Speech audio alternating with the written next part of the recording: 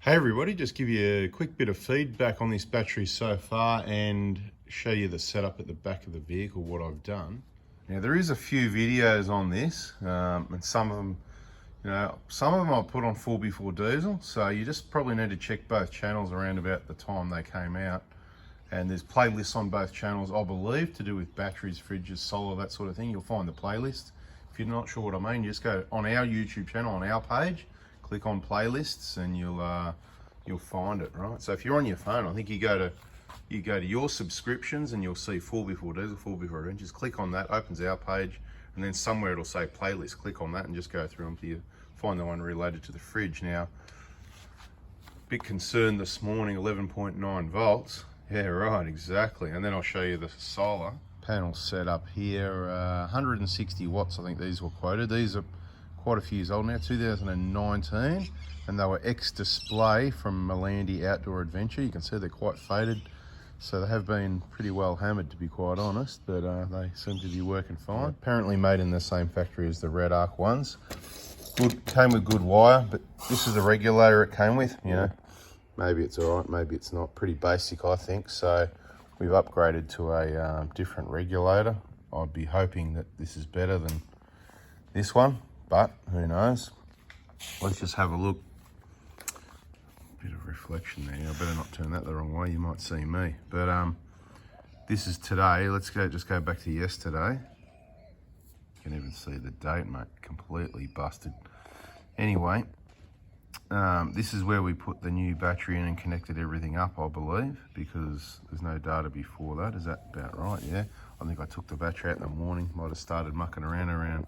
Like I said, it was a couple of hours fixing up that battery install. So yeah, that makes sense.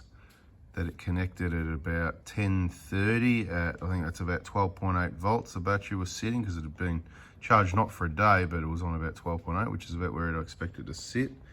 And you can see, connect the battery, turn the fridge on, that's why it's dropped down, and start that cycling, these lines, up, down, up, down, up, down. Started the car, obviously driven at a short distance, 10 minutes, bang, back down, so a little bit higher, cycling going down. Driven it again somewhere, and then you can see it's a downward cycle. The fridge is on, there's some things in there, some are cold, some are not. I'm opening and closing the lid. I've got it cranked pretty hard, it's very cold in there. The beers would be icy cold, so pretty close to 0 down the bottom there. So we're making it work. And then obviously finally at just before 3, I think that's where I must have parked the car, maybe, in its final parking spot at the 15 there, 3 o'clock, whatever. Anyway, so the point is not much charging, not much driving at all whatsoever. And you can see when it charges, it goes up to around the 14, just over 14 volts. Like, you can touch that. Very, like I said, really cool app and little device giving you this data.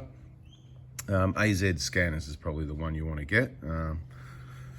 Anyway, you can see the cycling and it just goes down, and you can see by there it's about 12.4 volts. I had a look at it before, so let's go back to today. And you can see it's a downward spiral, almost to 12 volts. By this, that's when the compressor's cutting in, remember? So that's under load, so not too bad. But when I opened up the back door of the car and saw the voltmeter at 11.9, I went, oh no, you know, really? I expected, look, I'll be honest, I expected better from this battery already. I mean, it's been running less than 24 hours. Admittedly, the fridge, but typical environment. If you look at the temperature, what have I got to show you the temperatures? Here we go, on the back of the fridge. What does this show you? The last 24 hours, isn't it? The maximum high and low. I'm not sure if that's right. It was hotter than 23, but then, yeah, no lower. Is that in or out of the fridge, right? Oh yeah, so you got in the fridge, there you go, the high, low in the fridge, right? And you've got the, look, I think it was a bit hotter than that, but point is, it hasn't been super hot, right? We've got a proper Engel fridge that's properly insulated. It's not a drawer fridge, and it's just, to be quite honest, it's it's hammering the battery. I reckon the Optima would have done about what this would have done. So maybe there's nothing really wrong with the Optima. Maybe this fridge is, the compressor's drawing more juice, or yeah, I don't know. Look, I don't think so, to be quite honest. Maybe I'm just expecting too much. Maybe I'm just losing the plot totally. Anyway, if you've been watching the videos, well, you should put the regulator close as possible to the battery, but there's not a lot of room under the bonnet to put it up there. So what I decided, this is a really good spot actually, because have a look at it. if you saw the video where I mounted the Anderson plug, it's nice and solid, so that's plugged in there. Of course, you could probably bump it and break it and pull it off and unplug it, but it's got cooling fins on the back side of it. You can see the little lights there, only just. You can see the reflection as well, so it's easy to work out everything's normal. All right, so that's cool. It's out of the weather there, it's out of the sun, it's out of the heat, but it is waterproof. But because it's not against anything on the ground, so it's got cooling on the back of it. But if you've got mounting plate there, then whatever that's mounted is going to block. So this is really good for airflow because it's in the shade, but there's nothing all around. It's basically hanging off that Anderson plug. And of course the other, I'll just show you, see the other wire just coming off the back there, right? So one's mounted. That's what that solid mounting was all about, because I was hoping that was going to work like that as well. So pretty happy with that. So hopefully good regulator, we'll see how it goes. And a good setup, keeping it out of the sun, but with air around it, whatever. Just plug it as required on a trip. And there's the voltmeter there. Yeah, I've got some fuses somewhere, don't worry about that. But these are all got fuses on them, by the way, but anyway, it's all good. Yeah, 12.7, 12.8, it's only been on for half an hour, something like that. A lot of people these days like putting solar panels on their roof and just leaving things connected all the time, and that's good if you're sort of not really going on trips, because when you do, you're going to put all your swags and all your gear on the roof rack. That's what it's for. It's not really for a solar panel. So if you're just into keeping your beers cold, I guess, I've got someone in mind, and you're not putting stuff on the roof going on trips all the time, because if you are, you're just going to cover your solar panels anyway. Maybe they'll get scratched, maybe they'll get damaged. It's not a bad idea. A little bit untidy with the wiring, running the wiring down from the roof, sort of one of my dislikes. These are optional, you can take them or not. If you know you're driving every day, you don't need solar panels, but if you're going to park, you camp somewhere, and you want your batteries to not go flat, you're going to need to have some solar panels to keep it charged. You can get yourself some cheap King's panels, you can get yourself some quality Redarc, you can get whatever you want, doesn't bother me.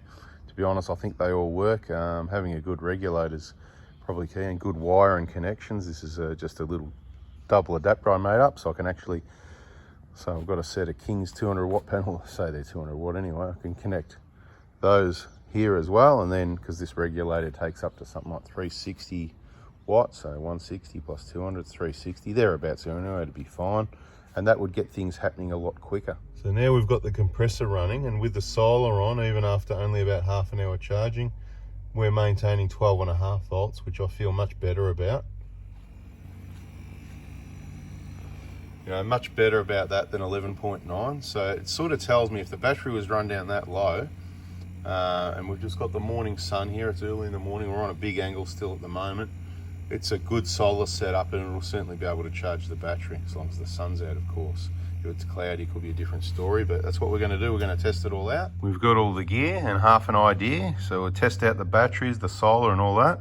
And that's what those playlists are all about, sharing the experiences, what we found, so you can make the right decision on what products you might or might not need. Because some people don't even need solar. Like I said, if you're driving every day, if you're going to go get some firewood, you're going to go and hit the tracks, you don't need to take solar panels with you.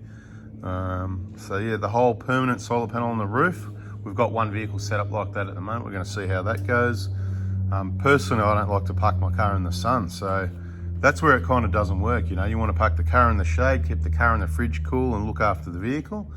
If you've got a lead, like I've got a couple of 10-metre leads out, I can go put the solar panels anywhere I like, and you can chase the sun more easily, right? So the solar panel on the roof, not for everyone. Just have a think about it before you do it. It may or may not work for you, depending on your circumstances. So as you can see, each one of those lines is an hour. So like I said, the charging's been on for about half an hour, you know, because it's halfway between, say, about 8:30. It went on, and it just must be hitting 9 o'clock. I haven't looked at the time.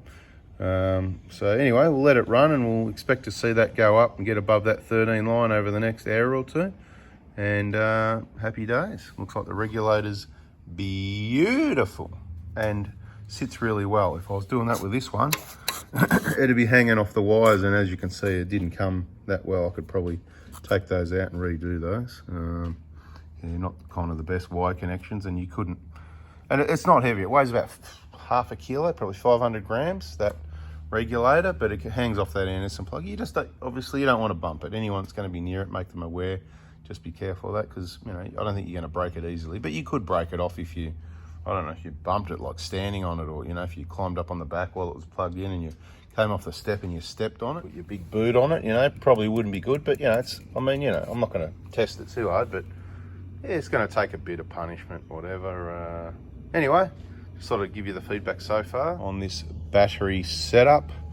So yeah, I thought extra capacity, 75 AH as opposed to 55, but overnight test, I'm like, yeah, to be honest. And the other thing is the Optimus do recharge really quickly. So you go for a drive half an hour and you're like back at 90%. So I don't know how that'll be in another test. Obviously we do way too much of this stuff. Today's the solar test. How fast does it recover if I'm going, I don't want to go for a drive, I just want to put the panels out and see if that does the job. And then what will this battery be like in the morning after only solar charge today?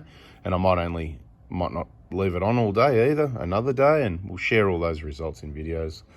And then another day we'll let it, when it's flat, we'll drive for half an hour. We'll see what that does by the next morning, then we'll drive for an hour.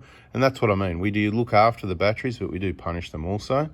Bada bing, bada boom, that's a video. Hopefully that helps. You need all this info if you're going to go traveling and touring.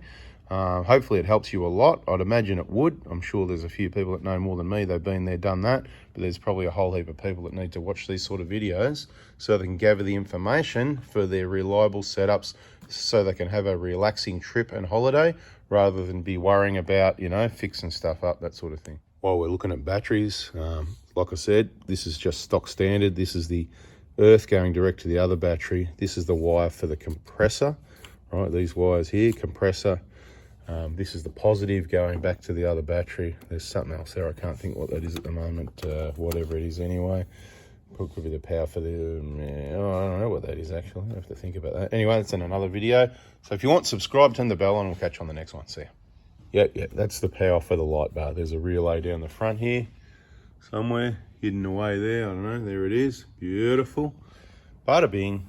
And there'll probably be a connection there for the high beam. Just goes with the high beam. Nice and simple. It can go on with the high beam, no problem. All right, catch you on the next one. See ya.